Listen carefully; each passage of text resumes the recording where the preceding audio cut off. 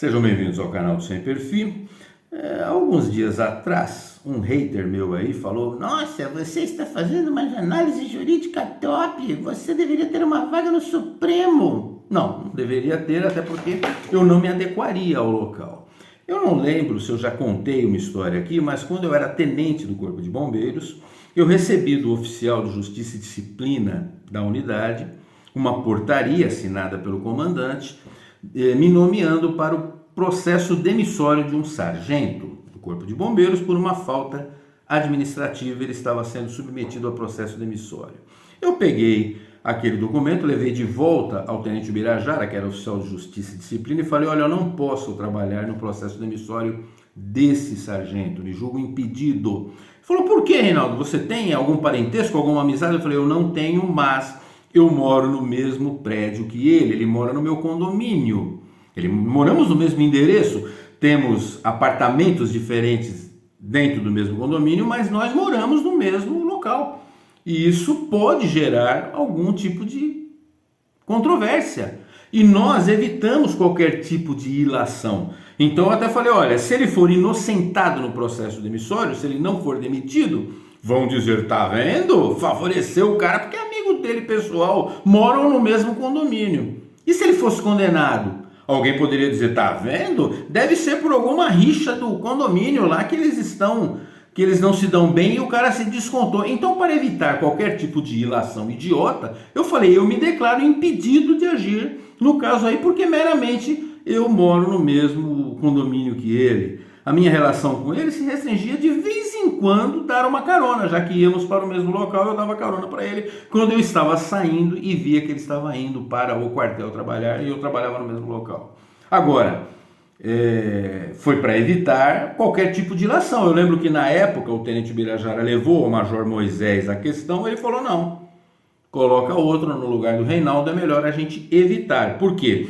Porque a mulher de César não precisa ser honesta apenas, ela precisa transparecer honestidade. Você precisa olhar para a mulher de César e falar: oh meu Deus, como ela é honesta. E é assim que tem que ser. Agora, o que a gente vê enquanto discutem cortinas de fumaça, né? Olha aqui: Zanin vota para que ministros possam julgar clientes de escritórios de parentes.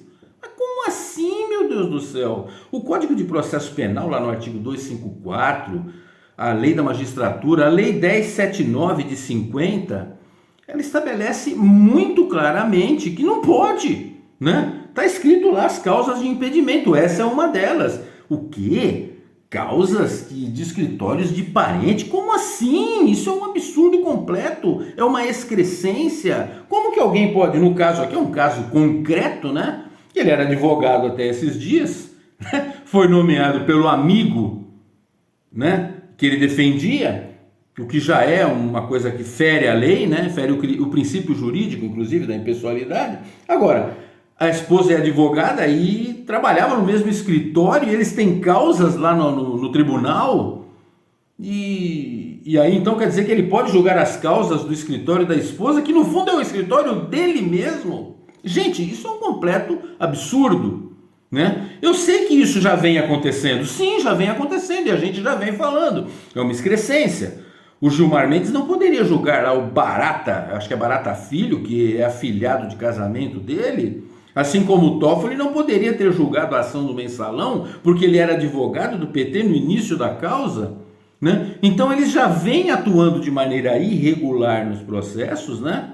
E não poderiam, em vez de eles regularizarem a situação para adequarem o tribunal às leis, não, eles estão criando essa excrescência, estão legislando, porque estão alterando os textos legais de uma maneira totalmente absurda e antiética. E cadê a mídia? Cadê os juristas? Cadê todo mundo falando disso? Isso aqui é uma excrescência, é um absurdo. Como assim o cara pode julgar uma causa em que a esposa dele, do escritório dele, estão envolvidos? Como assim? As teses que envolvem a aprovação disso são absurdas, são extremamente antiéticas. É antiético, é imoral, é amoral até.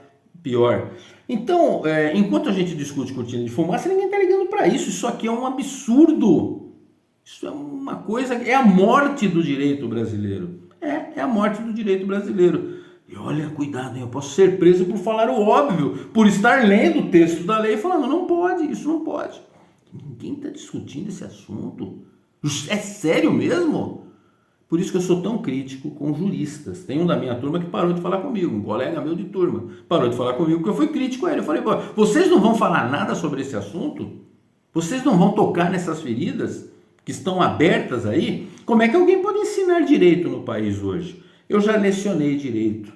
E olha, ainda bem que eu não faço mais isso, porque eu não teria como explicar para os alunos coisas desse tipo. Tá bom? Pois é. Aguardando a visita do Uber Black. Até a próxima aí, pessoal.